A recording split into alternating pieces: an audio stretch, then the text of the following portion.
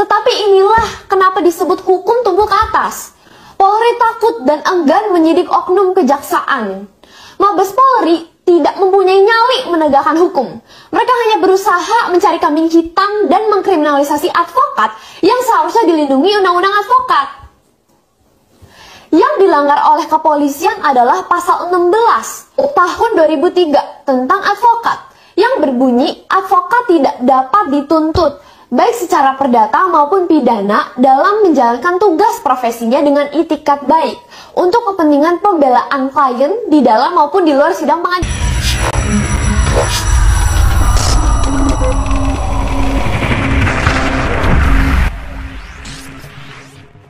Ya, oke guys, jumpa lagi bersama saya Bebanis. Oke, pada kali ini kita menonton bersama-sama di mana salah satu cuplikan video dari anak kecil ya. Video ini saya ambil dari salah satu akun Facebook.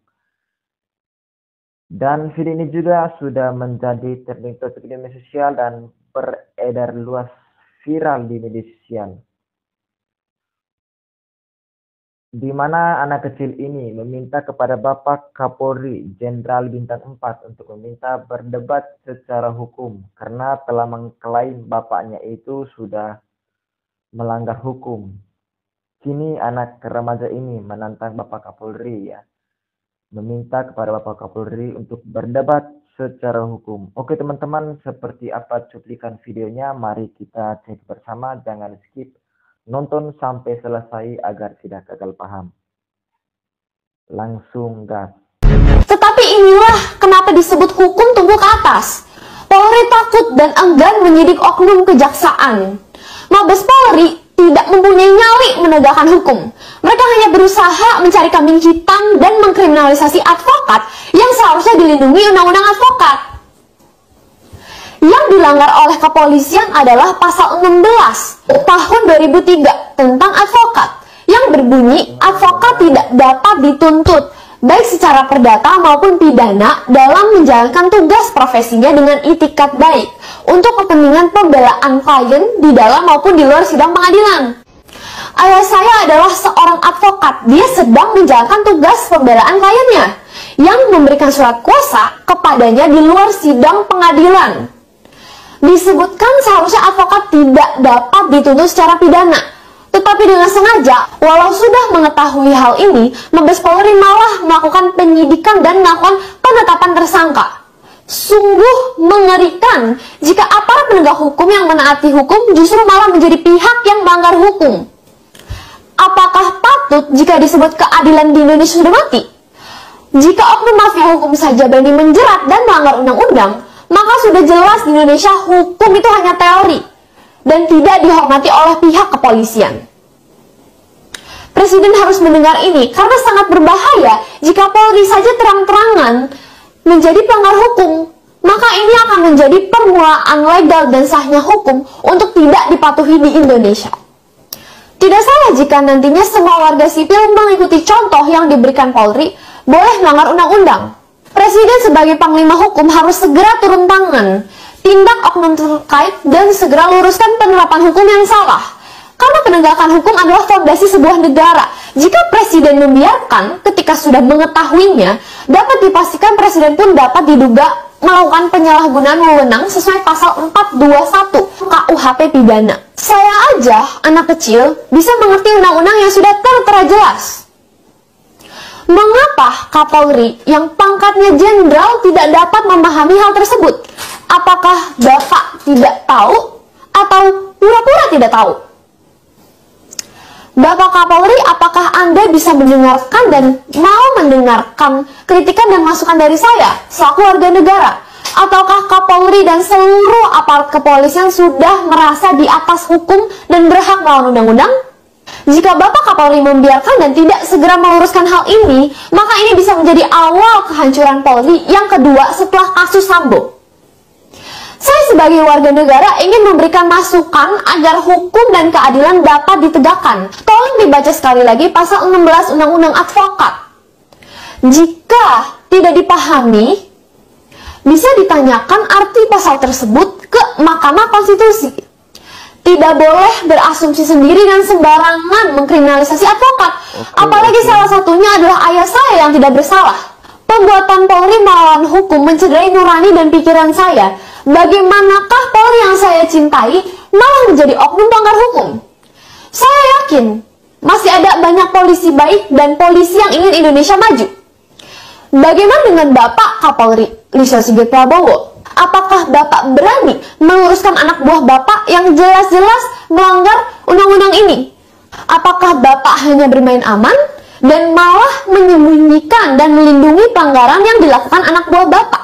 Saya menanyakan hal ini karena Media Gatra sudah berusaha meminta tanggapan dan hak jawab dari Dirtipid Cyber dan Divisi Humas Polri. Dan hingga saat ini, Mabes Polri sama sekali tidak mau menjawab dan memberikan keterangan. Ada apa sampai Polri tidak mau transparan dan buka-bukaan dengan masyarakat? Apa yang disembunyikan Polri dalam kasus ini? Karena itulah, saya, Kate Victoria Lim selaku warga negara Indonesia dengan ini menantang Bapak Kapolri untuk berani berdebat hukum terkait dengan kasus ITE ayah saya. Beranikah Bapak Kapolri yang terhormat mendebatkan hukum terkait kasus ITE ayah saya? Akan kami tayangkan agar seluruh masyarakat Indonesia bisa menilai, dan ini akan menjadi bukti transparansi yang Bapak Kapolri selalu dengungkan. Beranikah Bapak Kapolri menerima tantangan saya untuk berdebat? Bapak Kapolri adalah Jenderal Bintang 4 yang pastinya pintar dan mengerti hukum, sedangkan saya hanyalah remaja biasa. Namun saya memiliki hati nurani dan pikiran yang jernih. Mari kita buktikan apakah benar Polri menegakkan hukum dalam kasus dugaan pencemaran nama baik ayah saya, Alvin Lim, ataukah saya yang benar bahwa Polri sedang melakukan pelanggaran hukum. Pasal 16 Undang-Undang Nomor 18 Tahun 2003 tentang advokat dalam hal imunitas advokat. Jika Bapak Kapolri menang debat, maka saya akan masuk penjara dan berhenti berbicara atau mengkritik Polri sepanjang hidup saya. Namun, jika saya menang, saya meminta Bapak untuk mencabut Dirtipid Cyber, Kasubdit, Kanit-Panit, dan penyidik yang menyidik ayah saya, dan segera mengundurkan diri dari jabatan Kapolri. Nanti kita biarkan masyarakat dan netizen yang menjadi juri dan voting. Beranikah Bapak menerima tantangan saya? Ataukah presisi berkeadilan hanyalah sebagai pencitraan dan mulut manis saja? Mohon maaf, saya ajukan tantangan ini bukan sebagai penghinaan ataupun pencemaran nama baik, tapi sebagai warga negara, saya berhak berbicara dan membela ayah saya yang saya sangat yakini dikriminalisasi oleh oknum Polri. Sebelumnya saya ucapkan terima kasih jika Bapak Kapolri menerima tantangan saya dan berdebat hukum di media secara terbuka. Namun jika Anda menolak, tidak akan saya paksakan karena sudah bisa ditebak oleh masyarakat bagaimana kualitas Bapak sebagai Kapolri. Terima kasih Bapak Kapolri. Kekejaman oknum Mabes Polri sudah memberikan kesempatan kepada kami, membuktikan bahwa kami sebagai masyarakat selalu dijadikan mangsa oleh hukum yang tajam ke bawah. Silakan menurut saya secara pidana jika Anda merasa dicemarkan nama baiknya dengan tantangan debat hukum saya. Saya sebagai warga negara siap dihukum sesuai aturan hukum yang berlaku. Masyarakat dan netizen, maaf saya menantang Kapolri berdebat hukum bukan karena saya merasa hebat atau sombong. Namun dugaan pelanggaran hukum yang dilakukan Polri sudah sangat nyata dan jelas melawan pasal 16 Undang-Undang Advokat, yang mana saya sebagai anak kecil aja bisa tahu. Masa sih Bapak Kapolri tidak tahu? Saya bingung dan hal ini tidak masuk di dalam nalar pemikiran saya. Ayah saya yang membela istrinya, Pio Ricci, yang pada saat itu adalah kliennya, yang diperas puluhan juta oleh oknum jaksa, justru malah ayah saya yang mau dipenjarakan. Dahsyat sekali hukum di Indonesia ini. Korban justru mau dipenjarakan oleh oknum-oknum kepolisian. Sangat luar biasa. Sehingga saya anak kecil harus dan wajib untuk membela ayah saya yang saat ini tidak mampu berbicara untuk dirinya sendiri karena ditahan di penjara. Sekali lagi terima kasih kepada masyarakat, tolong bantu dan dukung perjuangan kami. Jika saat ini ayah saya Alvin Lim dan Kamarudin Simanjuntak selaku pengacara Joshua yang seharusnya dilindungi undang-undang advokat malah dijadikan, akan dipastikan selanjutnya semua masyarakat lain tidak akan aman karena terbukti bahwa adanya kekosongan hukum dan kesewenangan. Ya, oke teman-teman, jadi seperti itu videonya. Lumayan panjang videonya, berdurasi 8 menit ya. Tadi guys, seperti itu videonya.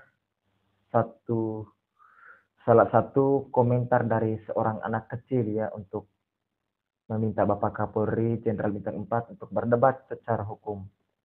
Ya, oke teman-teman, bagaimana menurut teman-teman? Silakan komen di kolom komentar. Oke, sampai di sini dulu. Sampai jumpa lagi di video berikutnya. Saya Wibanis, terima kasih.